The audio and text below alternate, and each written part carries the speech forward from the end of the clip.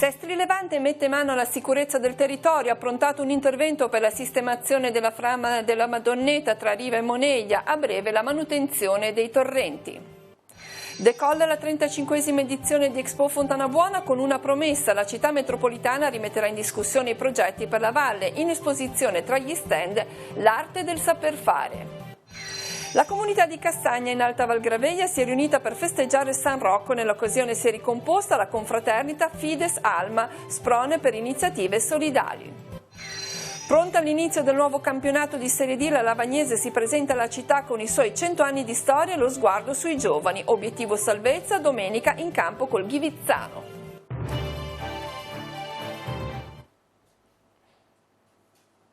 Buongiorno a tutti, ben arrivati ad una nuova edizione di Tigullio Oggi, che apriamo parlando di Sestri Levante. Il Comune prosegue gli interventi di messa in sicurezza del territorio in vista della stagione autunnale in cui aumenta il rischio idrogeologico. Ieri mattina la sistemazione della frana in località Madonneta, che si aggiunge ai lavori di manutenzione dei torrenti, avviata a metà agosto. Sentiamo. Intervento di manutenzione straordinaria ieri mattina per sistemare la frana in località Madonnetta, nelle gallerie tra Riva e Moneglia. I lavori, resi necessari da uno scollamento di alcune pietre rilevato dai sensori, sono stati finanziati con 35.000 euro di fondi comunali. Con un elicottero sono state rimosse le griglie di contenimento della frana. È stato ripulito dalle pietre che nel frattempo continuano a cadere, perché quella è una frana attiva seppur contenuta. Sono state riposizionate le griglie e sono in manutenzione gli strumenti di rilevazione dei movimenti, in modo da riposizionarli a brevissimo nei prossimi giorni e avere, come abbiamo avuto in questi mesi, il monitoraggio della frana. Quindi diciamo che questo intervento di manutenzione ci ha consentito di ripristinare la sicurezza di quella parte, di quella porzione dilettante. Diciamo che si tratta di un intervento sostanzioso e consistente che comunque dovrebbe scongiurare il rischio di ulteriori chiusure come ci sono state in primavera. Infatti, poi come si sa, sulle frane è difficile fare previsioni assolute, però questo intervento scongiura chiusure in quel punto e davvero ci prepara a gestire al meglio nella stagione dei temporali, nella stagione appunto delle maggiori piovosità, quella problematica, consentendo il passaggio veicolare nelle gallerie. Oltre alla frana, Sestri Levante sta già provvedendo da metà agosto alla messa in sicurezza dei corsi d'acqua, con lo sfalcio della vegetazione in eccesso e il ripristino di porzioni degli argini. Il costo complessivo sarà di circa 90.000 euro, di cui 13.000 provenienti dalla Regione, i restanti dal bilancio comunale. I lavori ai torrenti dovrebbero essere ultimati intorno al 20 settembre. È stato fatto Rio Staffora, Rio Barti, il Ravino, insomma, in modo da anche questo da essere pronti per la stagione autunnale e a rendere più libero possibile il letto dei rii e dei torrenti.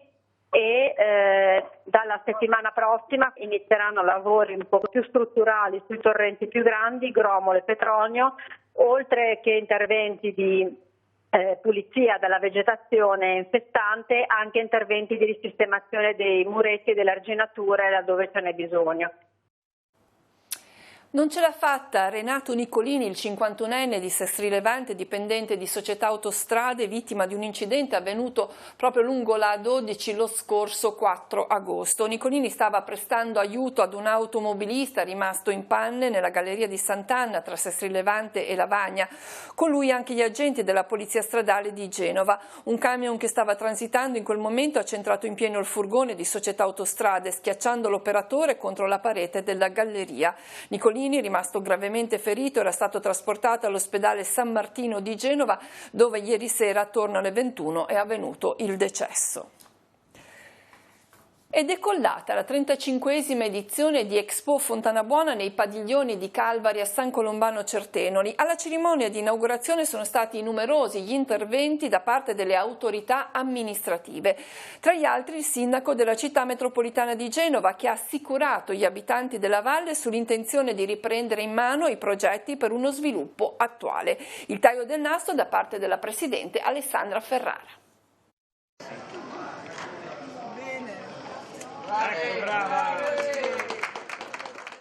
compie 35 anni e non molla. L'Expo della Fontana Buona va oltre ogni ostacolo e, seppur in una versione ridimensionata nei numeri, ma non nella qualità dei prodotti, tiene fede ad un impegno, quello di valorizzare un territorio, con la grinta e la tenacia propria degli abitanti della valle, ma anche con doti di ingegno e di imprenditorialità sempre nuove. Oltre 43 espositori che hanno voluto con la loro partecipazione testimoniare l'importanza di mantenere in vita un appuntamento atteso dal tessuto sociale, economico, ma soprattutto anche da tutti coloro che hanno l'opportunità e la fortuna di poter magari apprezzare alcune lavorazioni locali. Tra gli stand di Expo spicca l'arte del saper fare. Quest'anno noi abbiamo dedicato un salone orientamenti, quello ampio, quello per tutti i liguri, quello nazionale, al saper fare, perché è importantissimo far capire quanto sia importante oggi, quanto la formazione tecnica e la formazione professionale non sia una formazione di serie B, ma siano questi settori dove il mercato del lavoro ha più richieste, ha più bisogno. Il territorio chiede maggiore attenzione dal punto di vista economico e delle infrastrutture, quella che da anni viene promessa e che nell'intenzione degli amministratori della città metropolitana non è venuta meno. Questa è la promessa che faccio io. Come città metropolitana noi rimetteremo sul tavolo di discussione magari progetti che sono stati, non voglio dire abbandonati, ma diciamo messi nel cassetto, perché è importante che si investa in Fontana Buona. Certamente i cittadini hanno bisogno di questo investimento e so che lo sapranno far rendere meglio che da tante altre parti. Lei diceva che una grande azienda nasce da una piccola idea. Sì, ne sono assolutamente convinto di questo. Citatemi una grande azienda e vedrete che c'è sempre una piccola idea che poi è diventata famosa. L'imprenditorialità della Val Fontana Buona secondo me ha tutte le carte in regola per raggiungere questi risultati. Oggi seconda giornata di apertura di Expo Fontana Buona, alle 15 l'apertura degli stand, alle 16 in esposizione prodotte a base di nocciola misto Chiavari, alle 17:30 l'incontro dibattito a cura del presidente del consorzio Rio Marsiglia sul tema dei rifiuti e della raccolta differenziata, alle 18 la scuola di cucina a cura dello chef Alessandro Dentoni, alle 21:15 la rappresentazione teatrale in avurpe a Tielatra della compagnia I Ruspanti. Nell'ambito delle iniziative culturali nei locali del Lascito Cuneo alle 17:30 si terrà un incontro con gli studenti di architettura e alle 19 nel giardino del Lascito musiche del tempo che fu con i suonatori delle 4 province. Per le piccole comunità dell'entroterra le feste patronali sono occasione per rivitalizzare un intero paese. Così è stato per Cassagna, frazione dell'Alta Val Graveglia che si è stretta attorno a San Rocco. Nell'occasione è stata presentata la ricostituenda confraternita denominata Fides Alma.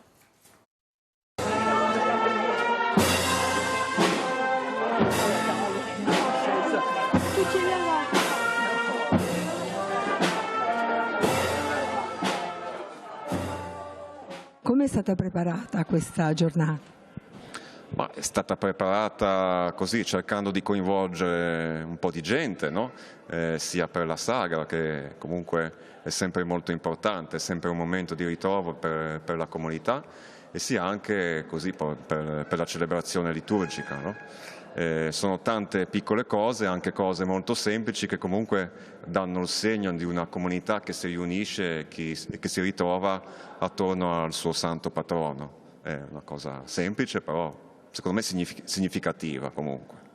Che cos'è questa confraternita e le ragioni della presenza a Cassagna? Intanto è una confraternita che nasce da un atto d'amore, perché Fidus Alma, poi il nome di Fidalma, che era la moglie del priore Giovanni De Martini, e questo è stato un motivo per metterci assieme, e sono quelle attività che poi si fa volontariato. Abbiamo fatto anche delle donazioni, abbiamo donato un'auto a un comune dell'entroterra che aveva bisogno, e poi in futuro faremo altre cose, pubblicazioni di un libro e altre cose che si fanno così sempre in aiuto. Il legame con Cassagna? Il legame con Cassagna sono stato tramite la mia conoscenza nasce con Cassagna. Del 14 fece la scultura di San Rocco con un albero tra l'altro di Cassagna, che invece di demolirlo ho preferito fare San Rocco. E quest'anno ho voluto, siccome c'era una casa così in restauro, pensavo di camuffarla con questi teli antipolvere, e poi mi è venuto in mente di raccontare un po' la storia dei minatori e della vita di Cassagna, e poi ne è nato anche un gioco così sempre di rispetto verso quelli che ci hanno preceduto. Sono stati 1.600 i biglietti venduti al prezzo simbolico di €1 per le 13 serate in cui ha funzionato il Discobus, servizio notturno che collega i luoghi della Movida e che ha lo scopo di rendere più sicure le serate in Riviera. ATP Esercizio può fare un primo bilancio dell'attività. Il Discobus aveva preso il via il 20 luglio scorso. L'età media dei passeggeri si aggira sui 17 anni e tra le altre notizie positive a consuntivo del servizio c'è anche la circostanza che non sono state date sanzioni amministrative. I ragazzi hanno sempre viaggiato con il biglietto in tasca o acquistandolo a bordo. Il bus ha funzionato nelle serate di mercoledì e sabato dei mesi di luglio ed agosto ed è stato attivo per i soli comuni aderenti. 2 capolinee a Sestri Levante in piazza Matteotti e a Portofino e varie fermate intermedie.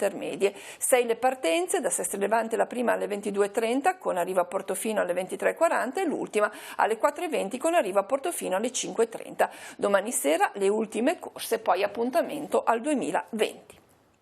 E ora una comunicazione di servizio per tutti i pensionati, la trovate anche sul nostro sito teleradiopace.com.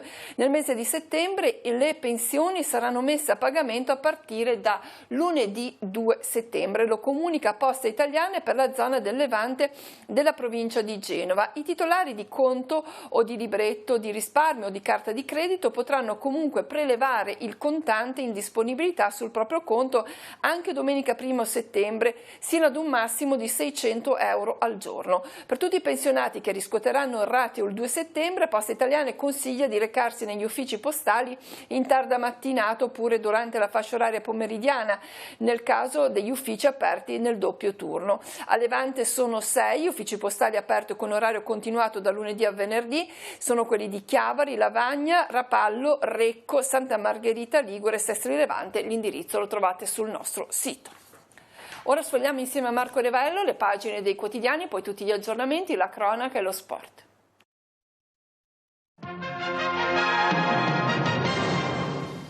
Avvenire titola un governo per, Conte accetta con riserve e annuncia novità, valori e primato della persona, squadra mercoledì, Di Maio insiste per fare il vice premier, spread comunque ai minimi. Il Parlamento inglese invece è chiuso, a Londra tutti contro Johnson, milioni di firme.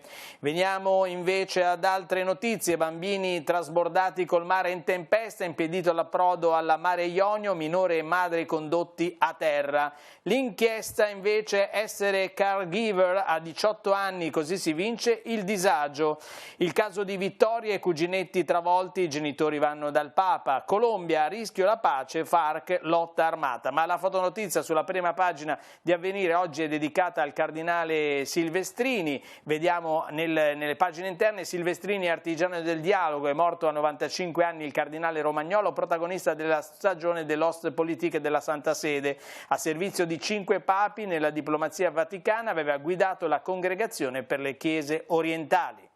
Siamo sulla prima pagina del Secolo XIX, la seconda volta di Conte, un governo di novità, ministro dell'economia il PD propone Scannapieco, i 5 Stelle chiedono il commissario europeo, timori per i numeri in Senato, Salvini lascia il Viminale e invoca il voto in piazza il 19 ottobre con una manifestazione.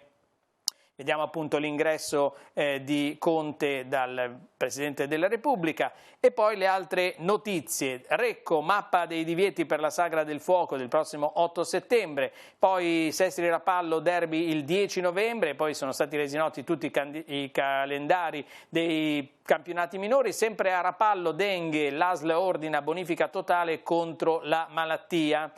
Nelle pagine interne del Secolo XIX, peculato e falso, il PM dice Bernardin deve essere processato, ha chiesto il rinvio a giudizio per l'ex assessore di Santa, l'udienza preliminare fissata il prossimo 25 settembre.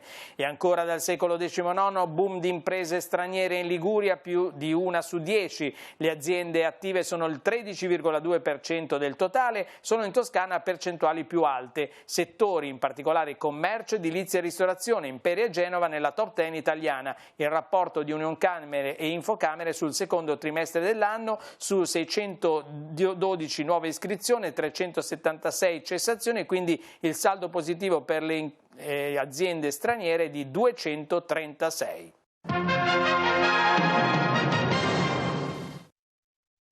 Per la pagina degli esteri andiamo sul sito di Radio Vaticana che ricorda un anniversario che ricorre quest'oggi, il 30 agosto del 1999, Timor-Est con un referendum decretava l'indipendenza dall'Indonesia che da oltre 20 anni occupava militarmente l'ex colonia portoghese. Radio Vaticana intervista Suor Alma Castagna, una salesiana di Don Bosco che vive in Timor-Est dal 1992, che racconta di una chiesa in progressivo impegno per la popolazione. Oggi nella più giovane democrazia asiatica che ha 1.200.000 abitanti, oltre il 90% sono cattolici. Rimane indelebile il segno dell'impegno della Chiesa locale anche per il referendum di 2 decenni fa. Un ruolo di educazione, di preparazione della gente, a quel momento molto importante e un punto di riferimento per la popolazione, evidenzia Suor Alma. Subito dopo il referendum la Chiesa ha portato avanti un cammino di riconciliazione tra la popolazione rimasta a Timor-Est e quella portata a Timor-Ovest e quella trasferitasi al di là del confine di propria volontà nel tentativo di riunire quanti dispersi. Andiamo ora in redazione per vedere se ci sono altri aggiornamenti. Per noi oggi Giacomo Rizzi. Grazie Cristina e un saluto a chi ci segue da casa. Un 37enne genovese è stato arrestato dai carabinieri di Bargagli in esecuzione di un'ordinanza di custodia cautelare emessa dal GIP del Tribunale di Genova. L'uomo avrebbe tenuto una condotta violenta e minacciosa nei confronti della consorte, la quale avrebbe poi denunciato l'uomo il 22 agosto scorso. L'attestato è stato condotto nella casa circondariale di Genova Marassi. Dalla redazione è tutto, la linea può tornare allo studio.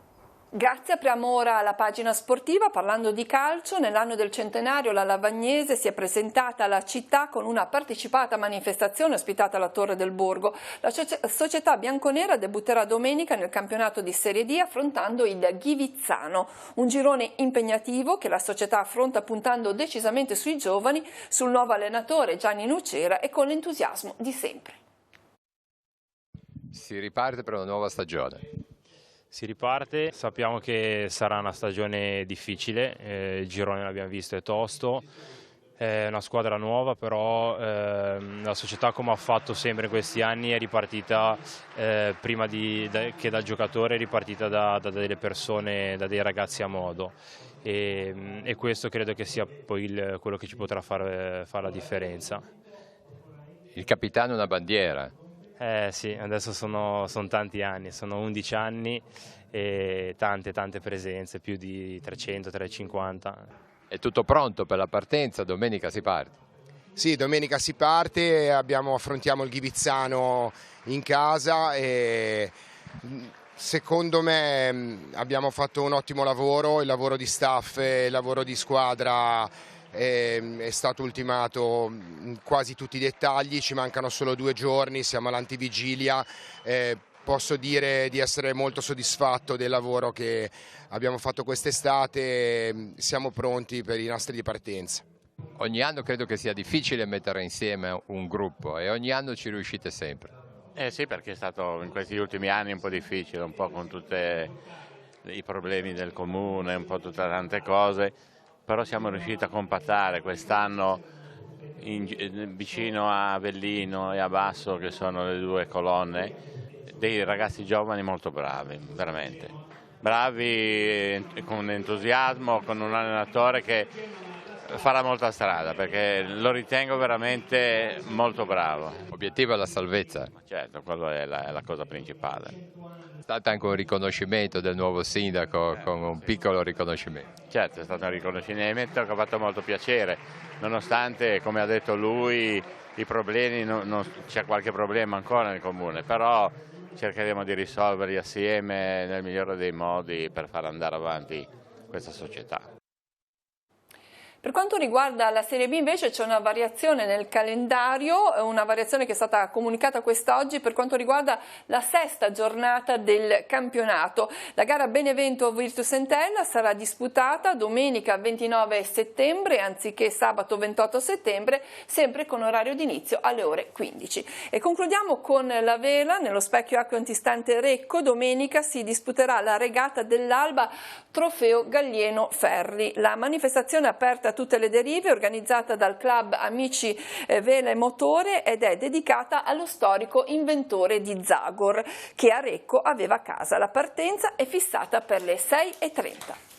Con questa notizia si conclude il nostro telegiornale, l'informazione torna questa sera alle 19:15, 20:30, 22:45, vi ricordo che prosegue sul canale di Telepace News, al canale 187 e naturalmente sul nostro sito. Grazie dell'attenzione, buon pomeriggio.